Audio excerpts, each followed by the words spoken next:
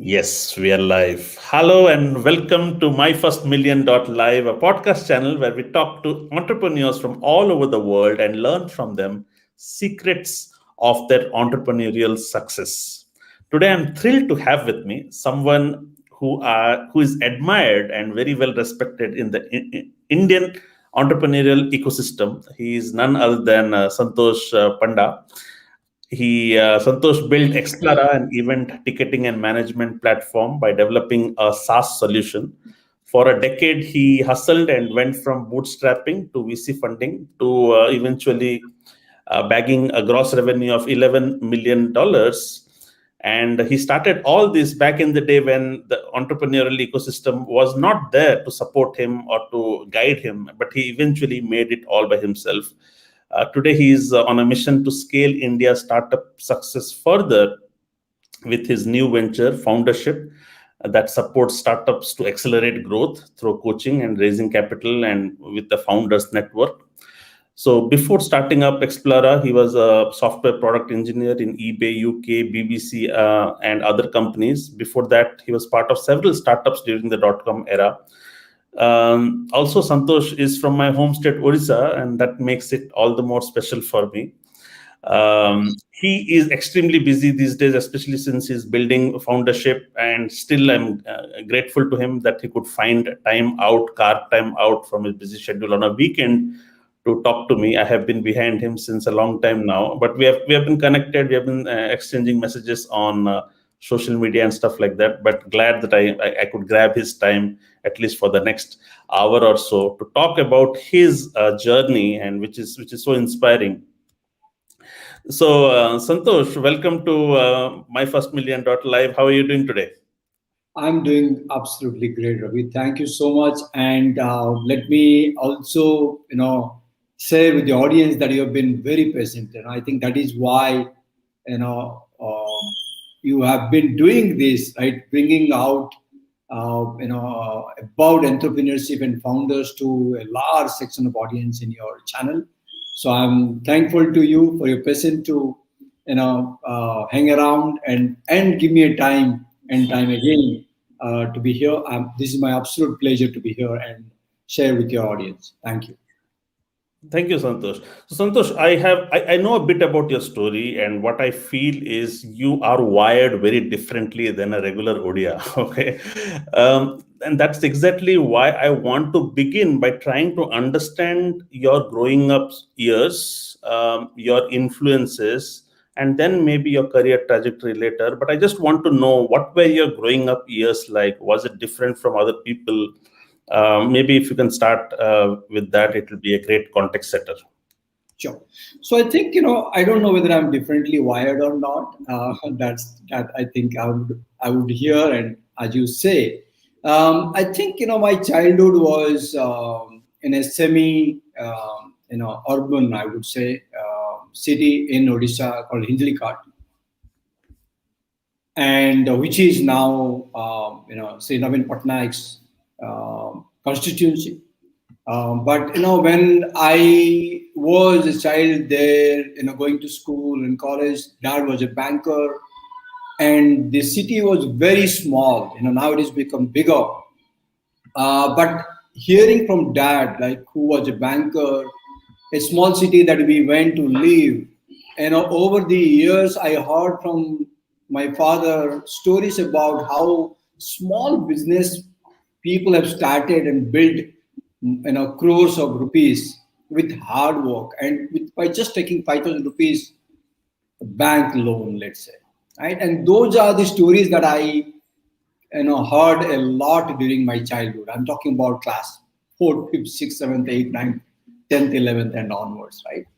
I think that is definitely an influence on me to have a conviction about entrepreneurship, right? That if you are really passionate, and then in that city, you would find hundreds of other people who would not pick up entrepreneurship. But I went by the examples. So I think that got me foundation. And, father being a banker, the ability of reaching out again, these business people to literally walk to their offices and sit down and see, as a small child, curious about them. I think that is could be the wiring that has helped me to kind of build the initial momentum. And then after that, further education and then going out, always been picking up different routes, right? For example, I was in industrial production engineering. I could have stuck to doing that for many years, but then I drifted away as soon as I completed industrial production engineering because figured out that computing is going to be the big thing, right? And today I built a career and I'm helping hundreds of startups to come out in the tech enabled business at the list. Right. So I think yes, my foundation to get access to people, know what they are doing, and that belief in entrepreneurship has been definitely a factor in me. Unlike many times in ODI families, they'd say get a job, get settled down, right, and don't try too much risk, right? So I don't think I was prepared for that kind of pitch. Maybe later on, even my mom and dad did say that because I had a huge struggle in my initial 3, 4, 5 years of building up Explara. But I think as they say, what you learn, you go out, definitely apply, and then the outcome is absolutely there to for people to see. So that's how my philosophies of life has been. Yeah, so I would still think that you were much different because I come from, so Hinjalkat, we have got lots of relatives. You studied in Kalikot College, where my father also studied. I am from Barampur. Okay, actually not Barampur. From before Barampur, there is a place called Chhatrapur, and from Chhatrapur you go to Taratadni. There is a village called Gangapur. Okay, I come from there. Okay, and your dad was a banker, and usually people who come from that belt or that level of society, they all want financial stability. They want, and you had done good for yourself in a regular software career, and you're earning quite well, and you could earn much well comfortably, but still there is this bug in you that says, okay, I need to get out of this and build something of my own. And it is an uncharted territory. It's a road laid with unpredictability, and you never know if success would hit. But it is always easy to keep making money and grow within your career and living abroad and stuff like that. So you have to be wired differently. And the reason I say this is I also know from your stories that you started in your childhood distributing milk as a kid and to make extra money. Okay, do you want to also share some experience? Why was that, and how did you? Yeah, so I think so initially dad being banker, it is, I'm talking about the 1980s, right? So hardly you had money in the banking industry too, right? Today banking is a super career, and dad started when his career, the salaries were not that sufficient, and he was ambitious equally, right? So he wanted his son and two of my sisters to have absolute access to more thing that we could do, for example, higher studies, better homes, and all that. So I think dad tried a transport business, talking about 80s, that failed after 2 to 3 years of trial and error. And then I remember as a childhood, the next thing that thought is to start a dairy farm, right? And it's small. We just got a couple of cows and then doing it, but it became so passion. My dad is very passionate, and so it became so popular that we were living in Hyderabad and there were veterinaries hospital and all. Our cows were winning prize after prize. I'm proud to say that. And they were our dairy farms were being sold to people in at least in Ganjam district to say that if you want to build a dairy farm, then just go to Mr. Panda's house and see how they maintain so well food, the hygiene, the quality of the milk, and all that. Right? But then that was the passion about it. But from that passion came the challenges. How do you scale that? Right. So we used to have somebody working with us, but then the help, right, the dairy milk helper, he will arrive someday, he will not arrive someday, and literally I will have to pick milk and go to my own friends' houses and distribute that whenever he doesn't come, right? And sometimes, you know how small industries work, they will drop out of the jobs for months, right? So I will pick that in morning 7 o'clock, 8 o'clock to go out to my friends and many people in the house and do it. And that, I think, taught me, saying that there is absolute humility is what I've learned from that. You pick up a cycle, and I was what, class 7, class 8, class 6, going out to houses and giving out a milk is, many of my friends wouldn't do, right? And because there is pride that comes out, at that age also, right? But I think I did it, and I think we also, because of that, we, sometimes when we did that for many years, we could survive the growth that we needed to do, and the kind of simple money that we needed to do, right, to bring out. So I think this was one of our extra source of income. If you ask it, that was a side hustle in today's world, right? But that side hustle gave us the basic money that we require to go up to the next level of earning. So later in life, when you were already doing well in the companies that you worked, like in eBay and BBC, what was the bug for you to start something of your own? Was the intention make more money, or something more than that? Yeah, no, I think I've been a curious child. So I think for me, set patterns don't work. In the sense, I'm not designed to be there and having a sort of constant kind of factor, right? So every year getting 10,000 is not something to motivate. So growth is growth, and a mindset to try different is definitely my bugging points. So while I could have been in the jobs, no issues around that, but I think I was always curious to say, what can I create, right? I would not have those creating powers in those roles. Maybe if I would have walked into a mega company as a MD or something like that, maybe there is a different ballgame. But at that level of having 6 years, 7 years, and not having the power there to create something new, right, is always my rebellious challenge, right? So I would always say, what new ideas can be done?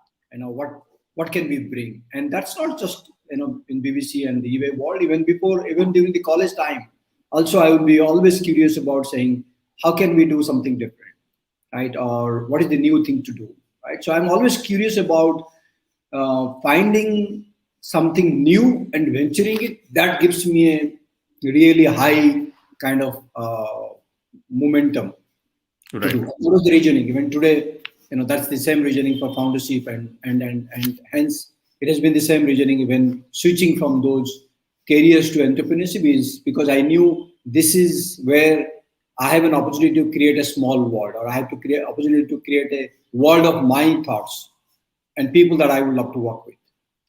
Got it. So tell us about your first two entrepreneurial attempt that did not succeed, is what you said before Explara. Yeah. So while back in 2005, when I just landed in London, 2 years, 2003 is when I landed. 2005, I kind of thought I need to start. So that's where I started registering a company, right, with another Indian friend of mine who later on became friend. We thought about doing a higher study education thing. So which is what we see today, right? There are a lot of startups now. So my theory there was that I knew a lot of my friends were going for abroad education, and India is the biggest country sending out for abroad education. So I literally had an idea. I created a deck, in fact, in 2005-6, and I was doing my MBA from Manchester Business School. So I went to the school, people, and then talked about that idea. We were calling it as PASPIO, if I remember well, and that was to help universities get or recruit students for their upcoming sort of academic years, right? And that has been happening through traditional agencies and in India or smaller companies. I was thinking, how can technology do it? What can you do to leverage technology, to leverage your alumni and launch a solutions? So we tried that 6 months within. I'm like, we're talking about 2005-6, where you still have to build a product, and those were the years where today you have a lot of stacks available to quickly do an MVP. That time you have to take 5-6 months time. We couldn't agree. Me and my co-founder couldn't agree that this is going to take a longer time, right? And he was not prepared. He was thinking, he was a chartered accountant, he's a good friend of mine, and he was thinking that we can quickly go and get people to pay us money. That was not the case. So I think we closed down. That happened there. Then I tried another similarly, attempt, building out a different solutions, right? And in fact, partner with one or two companies at the same time to build another idea. That also didn't work out, right? So back to back, those 2 years, 2005, 6, 7, in fact, 5 to 7, was always been trying to team up, and the teaming up were not working because people had their own suitable career. The other one which I tried was with my ex-colleague. He was in Bangalore, I was in London. We were thinking about an idea about a similar idea like PharmAG, right? And he's a close friend. In fact, he called me a couple of weeks back saying, "Hey, remember that idea, 2006-7?" And that was when he was trying to do home delivery of medicines and the entire stack, right? Again, we couldn't agree because he picked up a job. We had a setup in Bangalore, in Jayanagar. I had literally come to taken a small space and got a computer and all that. But then 6 months, that got folded, right? So those two things were a bit uneasy for me. So that time when I had to start, I literally started alone, right? And got the company registered in end of the 2007 by telling Dad, register a company. Just for your audience, and not many people know, the company was registered in Barampur. In Barampur. Okay. No, but while you were trying these two startups earlier, which did not take off, were you in a job? Was it aside of the job? I was in a job. So initially in 2005-6, I was in a job, in UK. I was working as a consultant. When I say consultant, we were software consultant that we were working in Vodafone, Voca, William Hill. So there was a small startup or a small consulting company in Guildford where I was employed, and I was trying that. And this was side gig to see whether it is going to take off. That didn't happen. 2006, 7 onwards, I then moved on to independent consulting, and then started, during that time I was in eBay, I was in independent consulting. So I could again take opportunity to start.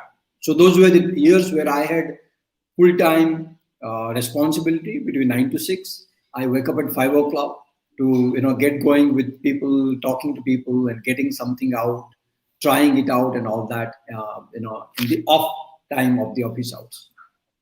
And you were married? I was married. So you're completely stretched thin with responsibilities. And you had a kid, I suppose. I know my son was born in 2010. That was already when I was in the thick of the initial days of, uplifting Explorer, when it was called IOJ at that time. Got it. So let's begin with the genesis of starting Explorer. And what I'm always very curious about entrepreneurs is how they pick a problem out of the many problems, because at any given point of time, an entrepreneur being curious will have at least half a dozen ideas in his mind. and how does he pick one idea which might take up at least 3, 5, 6, or 10, sometimes 10 years of his life? Okay, so how did you pick the space? What How did you convince yourself that this is what you would want to commit, whether this problem is big or not? Maybe some ideas on that. Sure.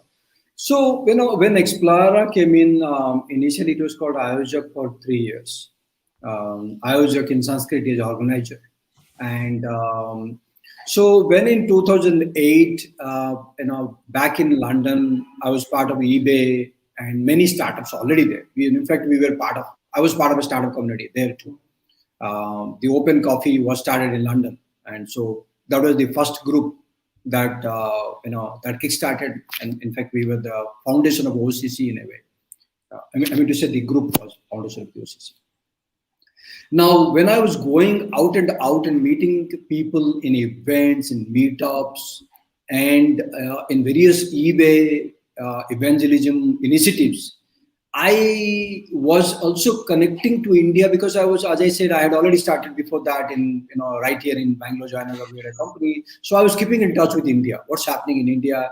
I was hearing stories of Red Buzz and all that, right? So that's when I thought, and I was looking at where people are discussing, what forums people are discussing, what is happening. And to be honest, there were hardly any event that was happening in 2008, when I say, right?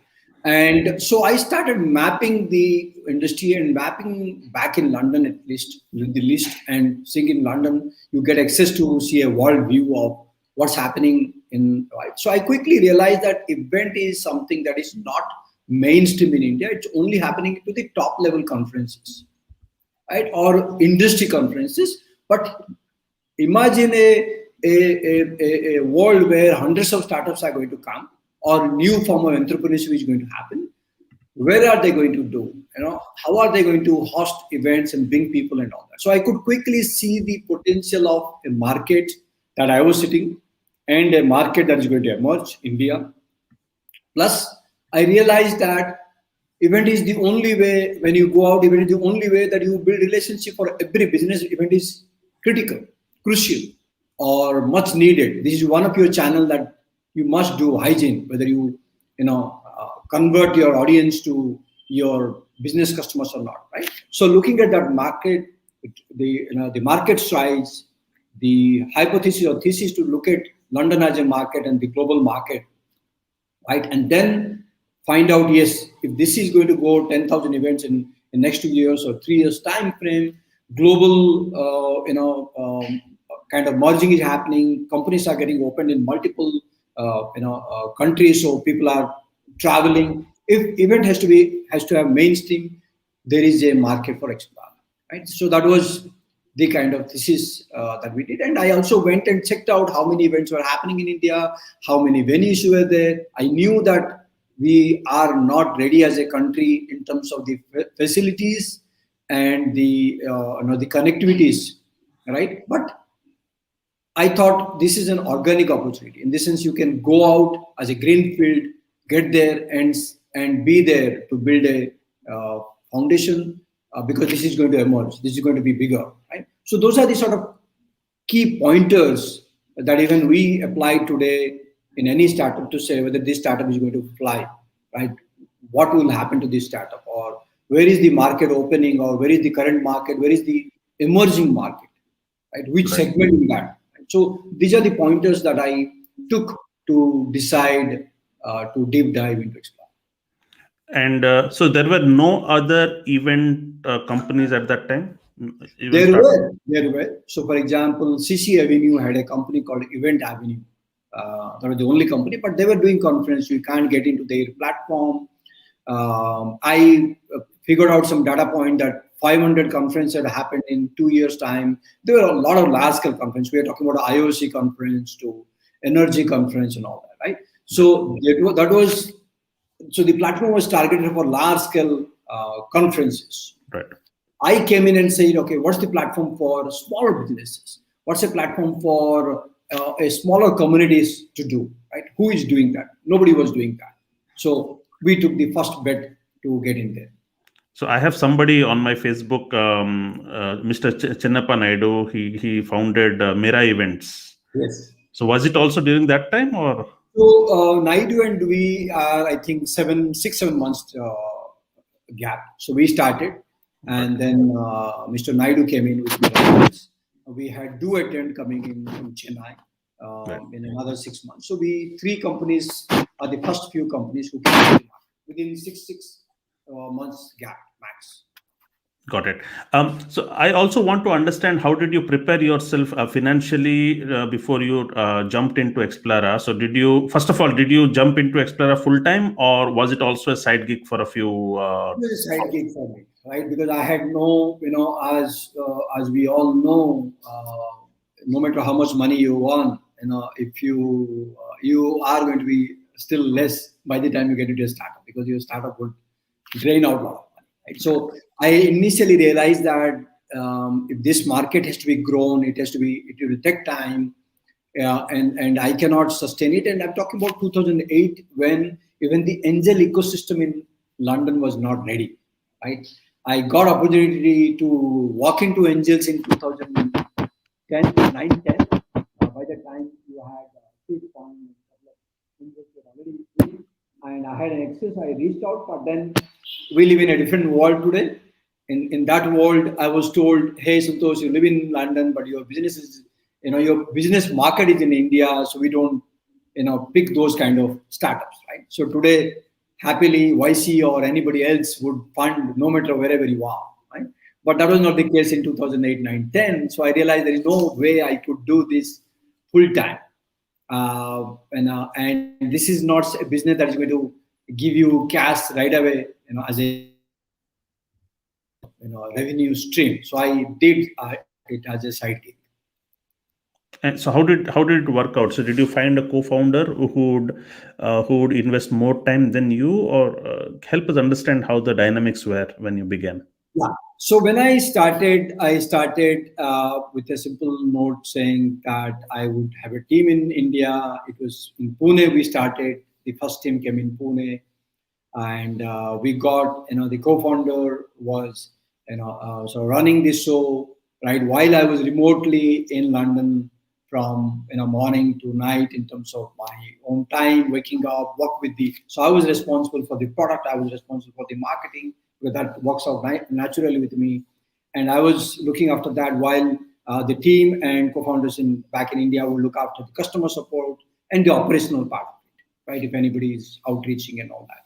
So that way, for the 3 years when we started, we went with by having a simple approach in terms of what we're going to build, and what are the roadmaps looks like, where are we making money, what are the customer support issues, and every week when we did that, we could just grow without any much issues on the operational side of it, right? So that's how I did, and then over the 3 years in 2011, 12, I did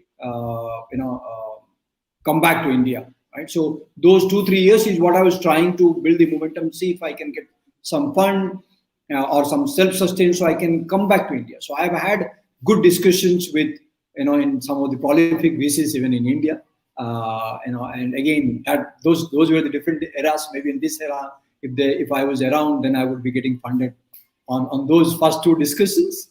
But a lot of the Indian VCs that time thought maybe I'm not serious, but I was serious, and I'm serious even today. No, so again, a little deeper than that. So you built this team, but it was all bootstrapped. So how were you paying? Because you were Yeah, not making cash. How were you paying them, paying your team? so we had some revenues that was getting generated, but margins were very less, right? Because it's a scale game, right? Explora was a scale game, and so I was bootstrapping it with my own investment. So every month I go out, work on that salary and pay that salary. Okay. So you Right? So used your salary to pay your I used my salary. national. Yeah, I used my leverage in terms of UK pounds to Indian salaries. Okay. Nice. And yeah, and then at what point did you decide that, okay, now it is at a shape where I need to be back in India and join this full time? Yeah. So that was not a easy decision, to be honest. Santosh, I would like to interrupt you. Your mic has been very so on and off. So I wanted to interrupt you before, but I think I should now. So is there a loose connection because you go on and off, and there yeah, and there is some. Can you hear me now? Yes, now it's better. So Okay, I think there might yeah, be a little bit of distance issue. So, yeah. shifting back to India was not an easy decision. Right? Though I wanted to come early, but lack of revenue, fund, and profit from Explora. Those three combinations were not helping me out, right? And I was always trying to break out. I was trying to see how can I do. So somewhere 11, 12, I think destiny had its own bet, right? I came into India. My wife and my son came in to India, right, for his first birthday celebration in 2011. And I was already bootstrapping the company with a minus in my bank, right? And so somewhere in 11, when we were about to go back, I applied for the visa for them and was denied because the bank thought that I was not able to fund the family, right? And so both my son and wife had to stay back in India, and that was one of the lowest moment in my life.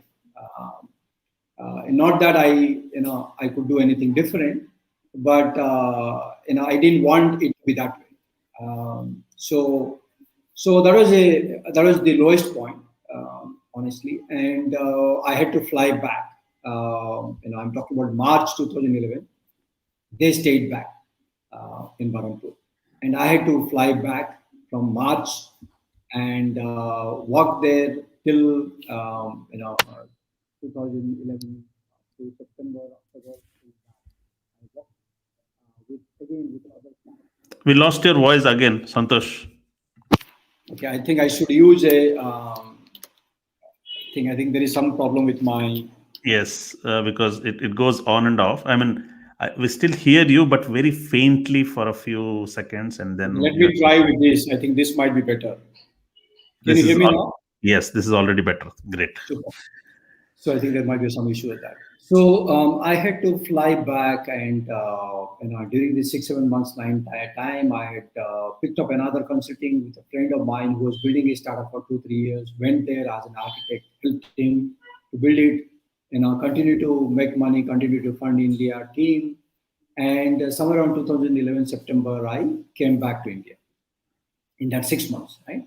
And I came back. I sat down with my India team and started working with How big was them. the team? How big was the team then? We were always 5 to 6 people, Okay.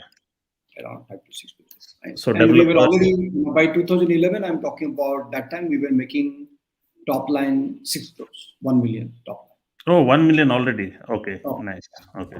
so it was scaling well at that point of time. In fact, that year we had a 600% growth. Oh, nice. It was So that growing big. that is before you came back. That is before I came back. Right? Ah, So the nice. company Okay. went from zero to $1 million before I, decided in September 2011 that enough. No matter what happens to this cash crisis, I will figure it out. So Right. zero So to 1 million. How many years did it take? it took literally 3 years. Okay. And Three was years. it a consistent growth from in 3 years, gradually growing, or it had burst in the No, later? it was never going down. It was been up all the time. Okay, Right. So nice. it didn't stop. Like my struggle didn't stop the company's growth. Got Right? it. Got it. So that is how it happened. And then in 11, when I came in, I sat down with the team in Pune and started figuring out how to do it because I had only money for 2 to 3 months after that, Got right? it. Because you need to fund the cash flow will be still an issue. So I walked into, and after that, there is a funding pattern that I've gone. Got it. So So 1 million is for a team of 6 people. 1 million is good money. So were you burning money more than this, or I because it's hard to believe. I lost you. I can't hear you, Santosh. Yeah. So Yeah. it is the top line. Okay. But you had running cost which was much more than that. Absolutely, because Wow. your percentage would be 5 to 6%. Mm. Got it. So Got you it. will not make a lot of money out of that. Got it. You also you mentioned Explorer as a SaaS business, right? But SaaS means subscription, isn't it? But So I'll tell Explorer you the is story. not subscription, no? You just buy tickets. That's it. Yeah. So I'll tell you the story for what, right? So till 2015 and 16, if you're not able to hear me, you can please remind me. Yes. Yeah. I will interrupt you. No problem. So in 2015 to 16, till then, we were running Explara as a ticketing business, right? Right. In the sense, we make margin from the percentage, right? Yes. So it was not a purely SaaS game because it Yeah. was, in fact, you can say SaaS, but we were not making. I'm like, if Stripe is SaaS, why are we not SaaS? Yeah. So it's a SaaS, but it was more, it was designed as a transactional revenue model. Yes. So in 2015-16, we decided enough of enough, right? And I already knew that if this product is positioned for mid-market and enterprise, right, where companies are hosting events regularly, you can sell it for a good monthly fee, right? Got it. So that is exactly what we did in 15-16. We packaged Explara in multiple ways. We said DIY Right. ticketing, as you continue to do it. Mid market, we have a community plus ticketing. Enterprise, we have a community plus ticketing plus other solutions as a white label. And that's exactly what I took it to Singapore and in a couple of markets in Southeast Asia. And we sold as low as $10,000 to as high as $60,000, Got it. right? As a pure play SaaS. Got it.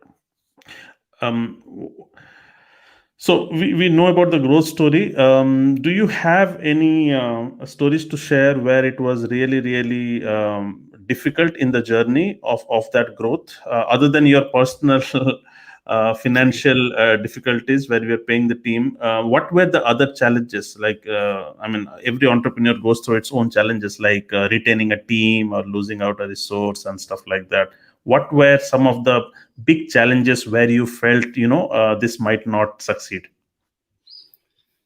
No, I would say that I've been, touch wood, I've been fortunate with people, Okay. right? So I never had issues with co-founder. I never had issues with the team. I And what was was the not. reason? What was the reason that they were solid and loyal to the team and to the organization? Yeah, I think brutally frank. I have nothing to like when I mean what I mean is what I mean. I don't have to, and I don't treat my people. When I was struggling, even in those 3, 4, 5 years, none of their salary would be cut. None Okay. of their growth would be cut. Everybody was given same 20%, 30% growth, based upon their performance. So people were very happy that here is a fighter who is, not willing to give up and not compromising their patterns, right? And he's ambitious equally, right? And he's humble. I think those are the sort of couple of things that was told, in those cross performance reviews when I do, right? And Got I it. But think people, that faith helped me to stay around. So that was not the struggle. The struggle was more in terms of, uh, you know, uh, going out to raise a large scale fund, mhm. right? Because the market was very early, right? We came in very early, right?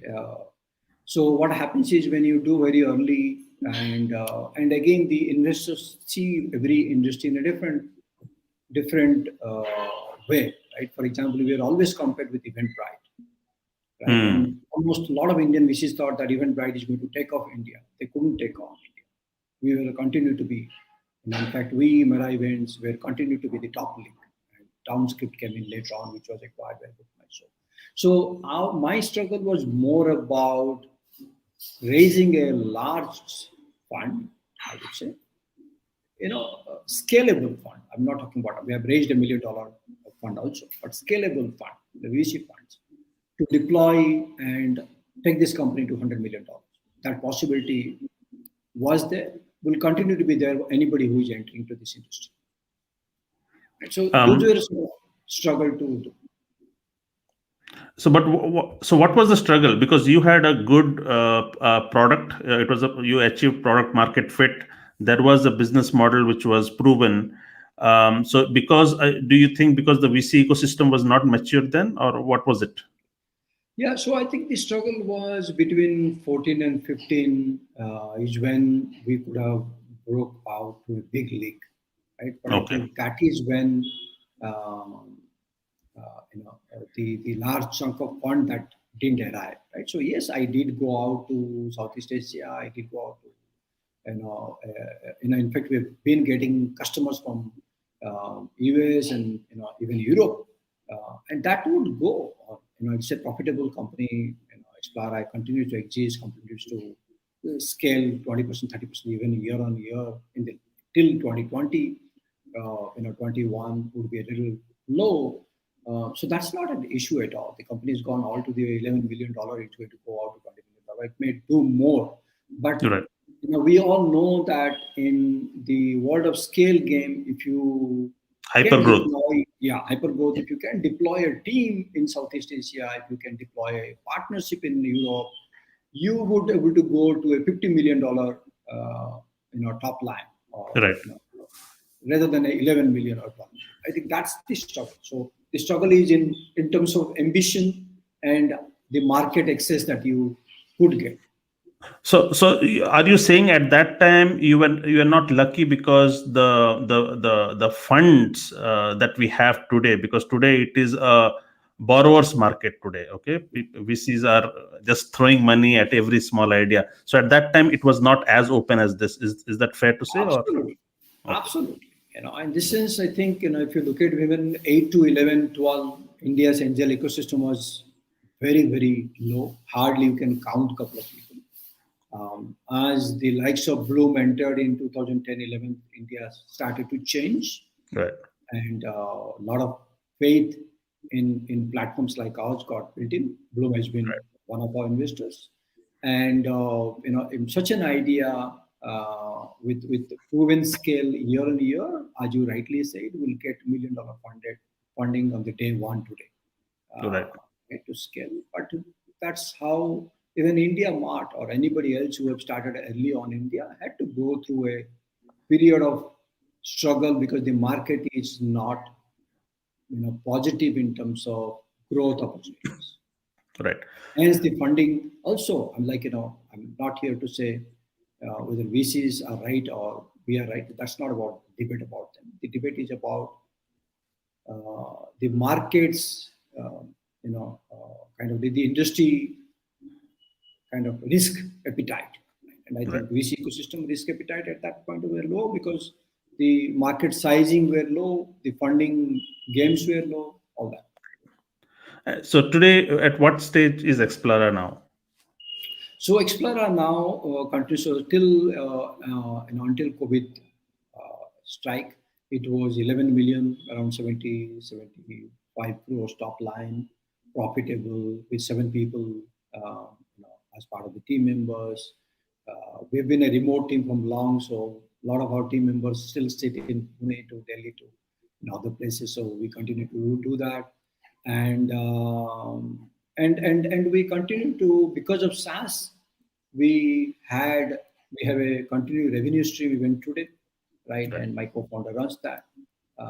So we are absolutely there. And once beyond COVID is, people are always going to go back to offline events because this helps you to build at least sales relationships and all that. It's crucial. And a lot of Right. communities which are using our platform, they would go active. So business is usual in Explorer. Got it. In one of your article, you mentioned that you believe one should start up during a low point in the economy. Why do you say that? Yeah, so I think most of the times when you are starting up in a very big buzz time, you get carried away by the buzz, not by the realities. So when you go by the realities of saying, what exactly the market needs, how you can get people to work with you at a little lower sort of cost, right? And your overall mapping of a journey is going to be much better because you'll be driven by realities of the market conditions.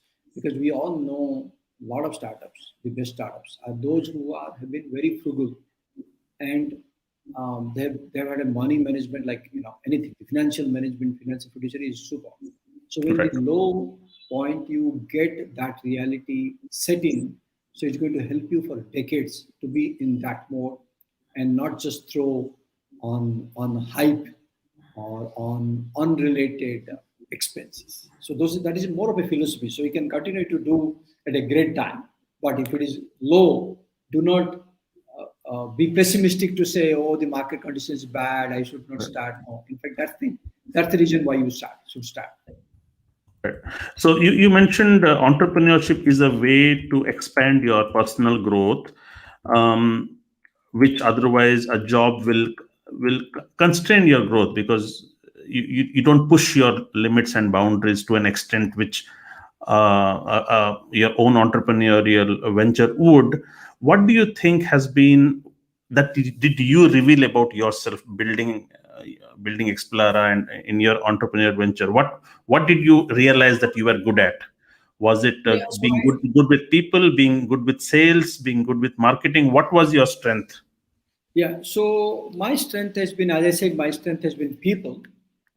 So a couple of things that definitely gave me, which would never give me in any job, is direct connecting to customers.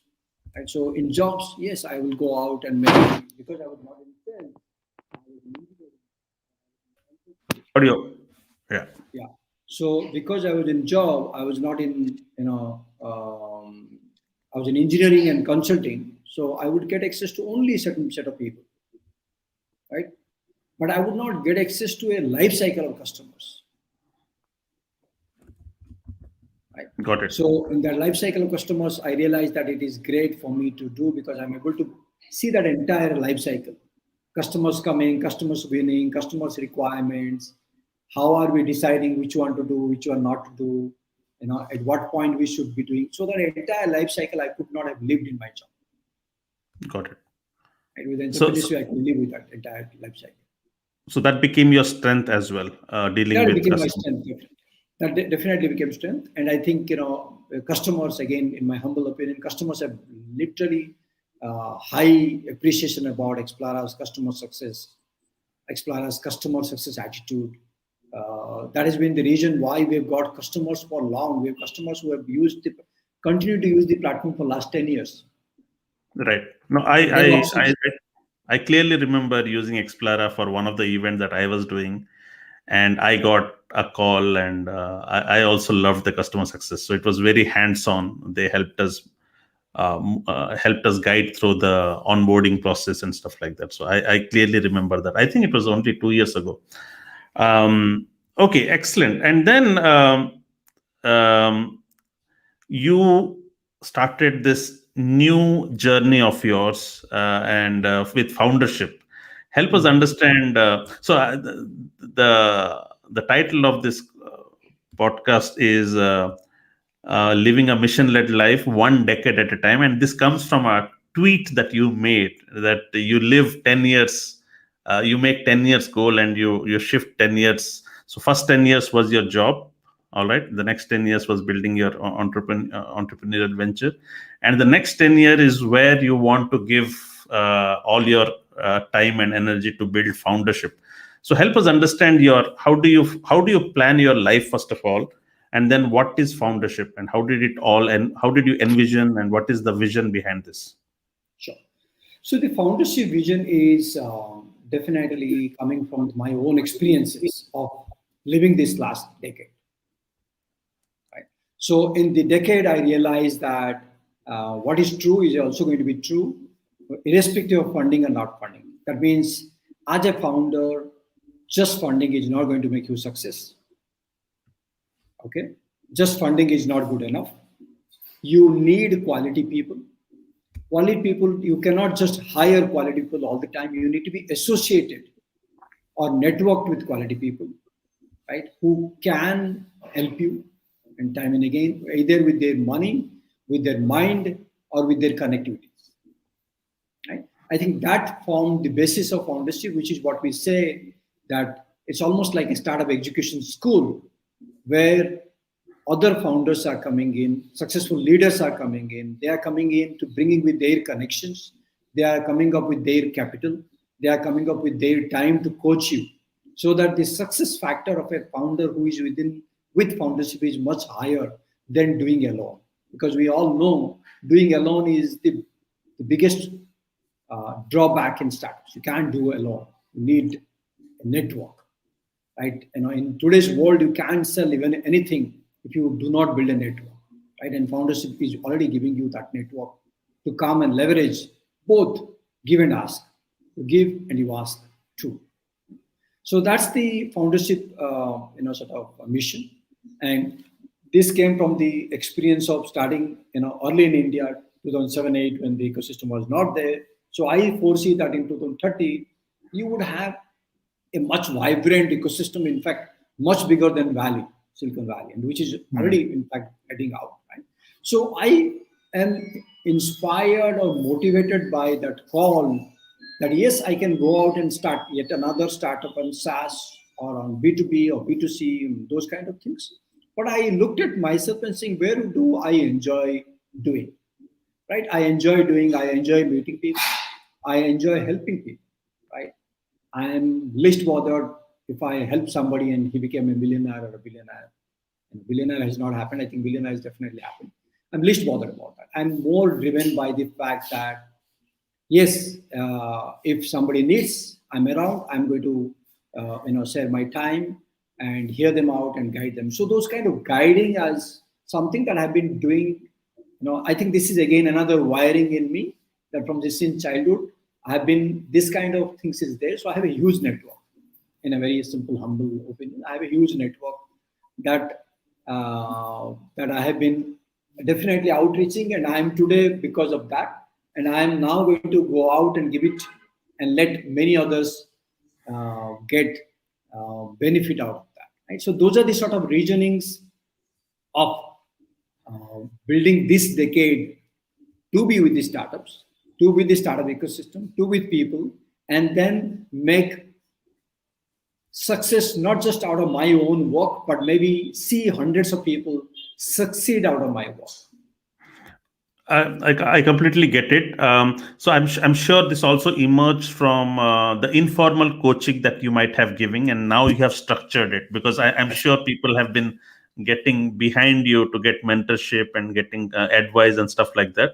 And now you thought, okay, why don't you put a structure in place where it is done in a more formal way, isn't it? That's right. You articulated absolutely right. In the sense, so how does it work? So how does it work? Help us understand the structure of this in a little more detail. Sure. So we call it foundership is almost like a startup education school, right? So what do we mean by that, right? So the world has changed today, right? So today, when you start up, you don't have to go through 2 years of experimentation and failure on your own, because now there are caliber people there to come and work with you, right? So there are two pillars in foundership. One is an acceleration pillar, or what we call as an acceleration program. The other one, we call it as a cohort program, right? So in cohort programs, the startups are coming to do certain learning. So, for example, we are launching something called GTM for healthcare in India, right? So, if you have a healthcare startups, you want to access to decision makers, buyers, influencers, we are launching a program for that. GTM as in go to market. Go to market. Got it. Go to market, right? I'm launching another program next week called Side Project with no code. No code, yeah. Right? So my motivation there is that today, if you are a marketer, developer, designer, content creator, how can I help you? Or how can Foundership help with other 15 mentors coming in, working with you for a 4-week or 6 weeks program to take you, move you from stage A to stage C, right, through the program. So we run programs, hands-on programs where you learn, apply, refine, and you see an outcome at the end of the program. So that's why what I call it as a program structure designed on various business functions, either initiating or guiding people to create startups, or second one is to make their startup better in terms of growth. That's one pillar. The second pillar is an acceleration program, which we just closed, seed acceleration. Is if you already have a startup and you want to go now to a growth and get funding, the acceleration programs are designed for them. What stage of startups should join in acceleration program? Yeah, so we're looking at startups who have MVPs, minimum viable product, have at least 10 to 15 customers if you are a B2B or a SaaS. If you are a B2C, have some maybe 500, 700 or 1,000 consumers who have tried your platform, B2B to C.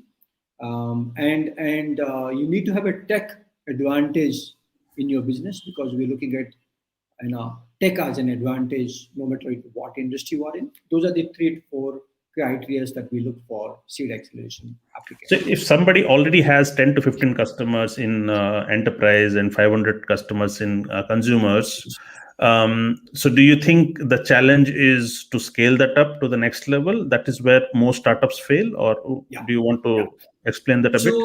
So that is where that is where the opportunity, right? In the sense today you can. So let's take a practical scenario. So if you are launching a startup which is 10 to 15, it's more likely that you will have another 5 to 7 companies who are doing the same thing. Got it. Maybe in another market. How do you win? How do you go from here to go to a stage where Sequoia Surge is going to say, wow, beautiful company. Right. Or, in fact, all these VCs who are writing seed check will say, beautiful, I'll fund you, right? Versus the other 5 companies. Because we all know 90%, 95% of the startups fail at that stage. Going from 15 to so a scalable model is the game. You can continue to do 15 and be a lifestyle, that's fine. You don't have to come to our program. You can continue to do a lifestyle and you can get access to our foundership mentors, office hours, and pick their brain. But if you want to scale, right, you want to be that company who goes from 15 customer SaaS to a 15,000 possibilities, then the seed acceleration program is good for you, because when you come to the program, we walk through you for 4 months. We bring other founders to work with you over a week by week design, where we look at all part of your business, your product, your story, your narratives, your customer segment, your customer channels. We work with you, no gyan. We work with you to ensure that you're taking off or you have prepared a path to take off. So during this 4 months program, we also engage VCs and founders and leaders to start seeing these startups early on. And if somebody likes it, they are going to write 250K checks, right? $250,000 check for whatever the negotiation about the equity structure, right? Our model is that for this entire program, we charge only 1.5% equity,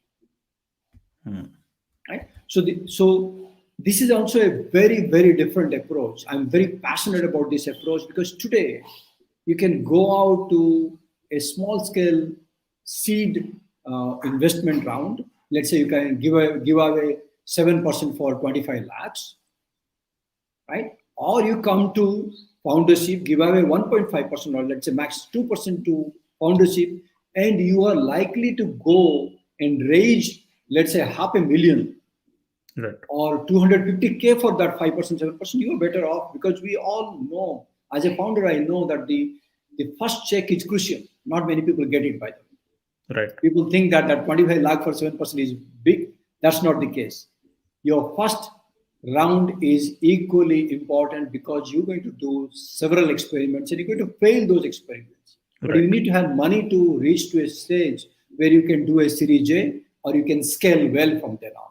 So right. Founders is in that mission. The seed acceleration program is in that mission, that let's find founders and startups who are aspirational, who want to scale well.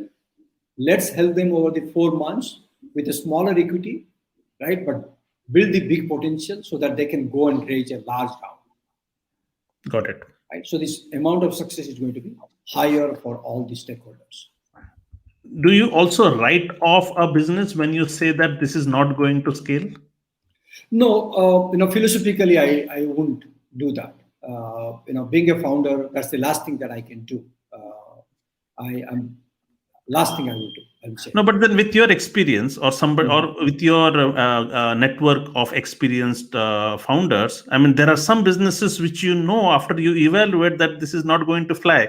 Sure, sure. So how So do you yeah, it's like creating a delusion in their mind, or you no, just no, you be don't do that. frank and Yeah. open? Sure, sure. I'm like, we should be frank. I'm not going to say that we will not be frank, but saying a company that that will be dead is harsh, right? So I think what I'm trying to say there is that you have to say, look, for example, I've gone a couple of startups and saying, look, your potential to grow seems to be low. Is a much better statement. Got You better get acquired or go to a company, merge with a company, work there for another 1 or 2 years, then come out and build another startup, got it. right? But have some outcome for your risk that you took. Right. But be realized that what you're doing is not going to take you long, Right. right? Because the equations doesn't seem to be helping you or in your favor. But if so, why don't you work another quarter and come back and let's see what has changed. Got it. So that's how, because we all know as founders, you would relate to that it's very harsh to say somebody that, hey, write off. No, no, I completely get it. So, yeah, I completely get it. Help us understand a bit about young startups. What is the biggest challenge to move from this 10, 15 customers to, say, 1,000 customers? Um, where is the challenge? Because if it's Yeah. a good So product, is it distribution? Is maybe you can yeah, actually help us yeah. understand it. Yeah. So most of the times, the bigger problem with startups are that we think features are going to make us acquire customers, Yeah. right? So we end up bloating it, right? So I think that is the biggest problem, right? In any startups that want to scale, you should be able to scale because you've identified a critical pain point and a problem or an experience that has been overlooked, right? Has been. Unless that has been overlooked, right? For example, there might be an onboarding experience. There is a software, beautiful software, but it doesn't work because the experience is bad, Right. right? And that has been overlooked, right? That has been undersolved, right? So identify that part. Do not bloat your feature thing. And how do you acquire customers? So a lot of times people think the reverse way to go and say, oh, I'll go this way and that will give me 10,000 customers. But are those 10,000 customers your ideal customers? Are they Right. going to pay you? Are they going to stick to you? Are they going to expect an ongoing value from you? Right. So there are a lot of those equations that gets overlooked because we all get, sort of, looking at the market potential, we all get driven by that. Right. Oh, huge market, it's a $10,000 market, or I have 100,000 customers. But how are you going to go after that 100,000 customers? You versus your competitors, or you versus your adjacent competitors. Right. So when you put those equations, it becomes tricky how you execute well. Right? Right. So anybody can have an idea, right? That's why they say anybody can have an idea. I can think about launching a podcast. But how do you go and at what way you do so you are winning right now? You're not winning after 3 years, 2 years. You're winning right now in Right. whatever proposition you said you will win. Right. That's the bet there. Yeah, I think you mentioned a while back that it is all about hyper growth, because otherwise you get stuck in the so most startups lose the growth battle. They're the bottom of the pyramid are all these smaller startups who have not been able to scale up, and the ones who have scaled up are the ones who win eventually, isn't it? And that is where they need help in scaling. My next question is on this age-old debate on bootstrapping versus VC funding. What has been your opinion? Because I have had multiple guests on my podcast with different opinions. I would like to know your opinion as well, because you, I think, built Zerodha in bootstrap for a while, and then you looked for funding. Yeah. So in my case, it depends upon situational. It's a bit contextual, I would say. Sometimes you come up with an idea which is ready to be funded. Ready to be funded. So in case of, again, if I do expire today, it's going to be ready to be funded.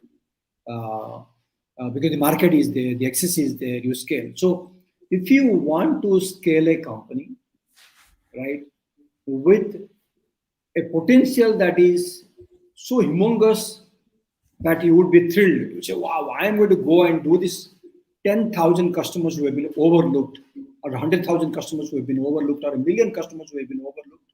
I need to solve them. I need to solve them in the fastest way I can reach the market. So that's where your funding games comes in. On the other side, if you're going to say, I'm going to launch a customers, I think there are 3,000 customers, right? There might be bigger opportunities coming up, but I do not know about it yet, right? But I need to reach out that stage before I can open up and figure out whether there is a bigger potential. So you go with a bootstrapped approach, because when you go out and talk to an investor, you yourself will be getting cut, saying, oh yeah, I'm not sure about it, right? So I don't want to suggest to people saying that, okay, try to switch, because even if you switch, you will waste a lot of time chasing for investment when that business that you are doing is absolutely run on the bootstrap.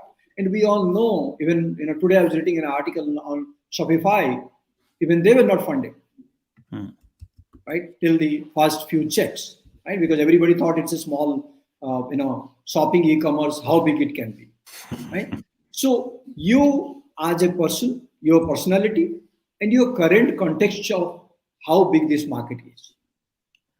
Take these two into account. If your personality is that I don't want to be questioned by a board, I don't want to be questioned by, get another sort of, co-founder, or change your positions, hire some, those kind of questions are going to come in the VC funded, because the VC funded, you literally are building a company in public, in the sense of lot more stakeholders, right? You started your tree or your house, but it is now co-owned by several stakeholders, right? So if you are in that mindset where you will be co-owned by stakeholders and you will be questioned, and you're absolutely fine to be questioned, you don't have any issues around that, then go for VC funding. So this is what I call as a personality trait, right? Whether you are defined that way. A lot of people don't want to be questioned. They say, I want to, I will run a business the way I want to run the business. I don't want to, because nobody can question me. So then you are always going to be bootstrapped. Right. Now I was talking to my previous guest was Nikunj Verma. He's the founder of Cut Short. Yes. So he and I also spoke about it. So he is completely bootstrapped, but now he's looking for funding to scale up. So what he said was, when you're building a product, you be bootstrapped. When you're creating your playbook, your business model playbook, be bootstrapped. You should look for funding only when you're trying to scale it up, because that is where you will win eventually. So this was his opinion, and yeah. Sure, that's I think fair way, right? In the sense, now he understood that there is a bigger market for him. Yeah. And he has built the foundation for so many years that he has reached to a stage where he knows what works, what doesn't work. Right.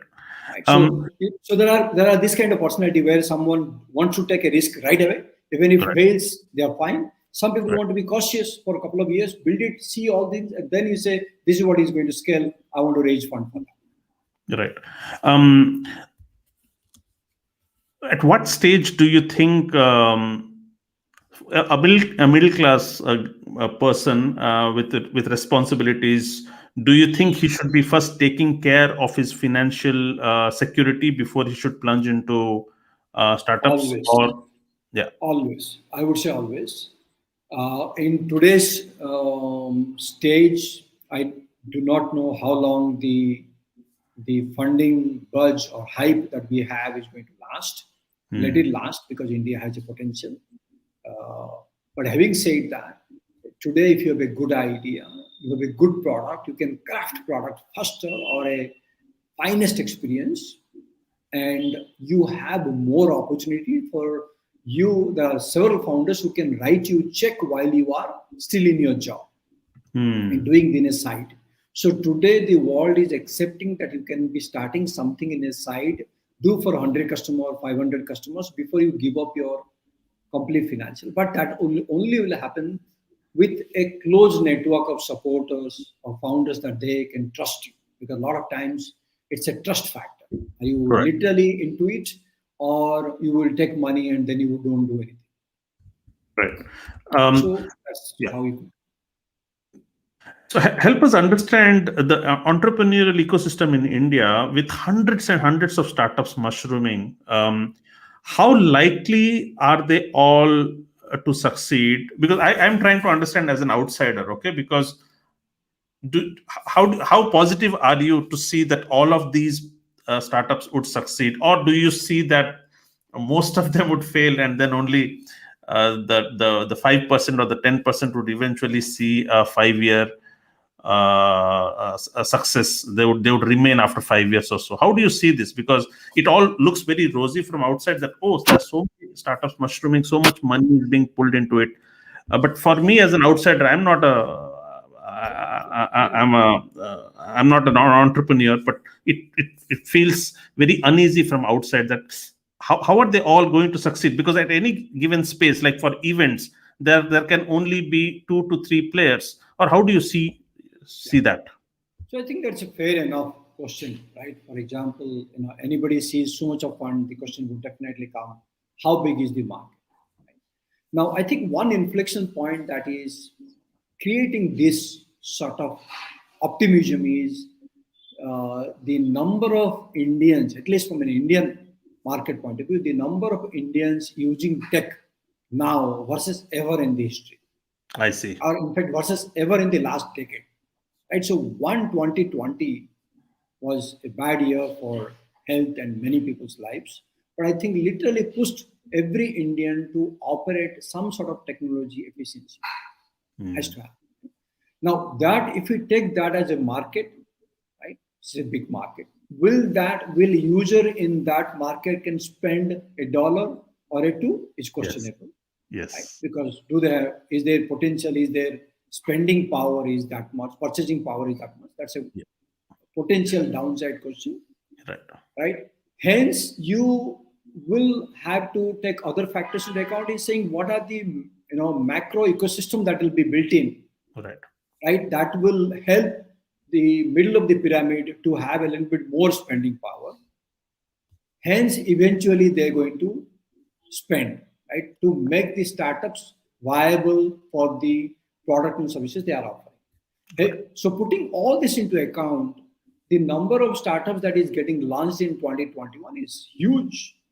And the funding is also huge because this is all done for the next 5 years. Because when one funding happens, it is going for at least 18 months. And then the Series A comes around in another 18 months. If it's a super flying startup, then immediately they'll get Series A.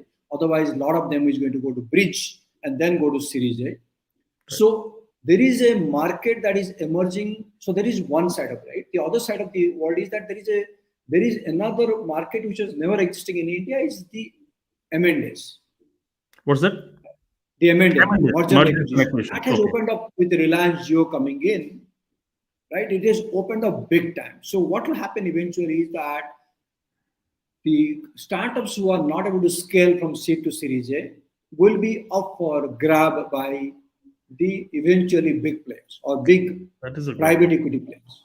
I never saw that, And the global players saying, okay, we can take a bet for another 5 years for India market to come, because we are hoping by 2030, India is going to go and have the middle scale of the population with a spending power.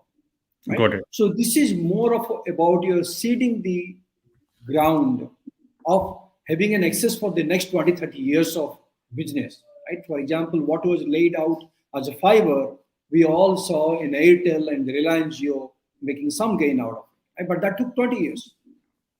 Right? Got it. So this, in terms of for the VCs, for the funding ecosystem, this is definitely value creation, right? Because the M&A is going to give you some value. Right. The further market expansion by other private equities and other global players or national players are going to give you some value. Right.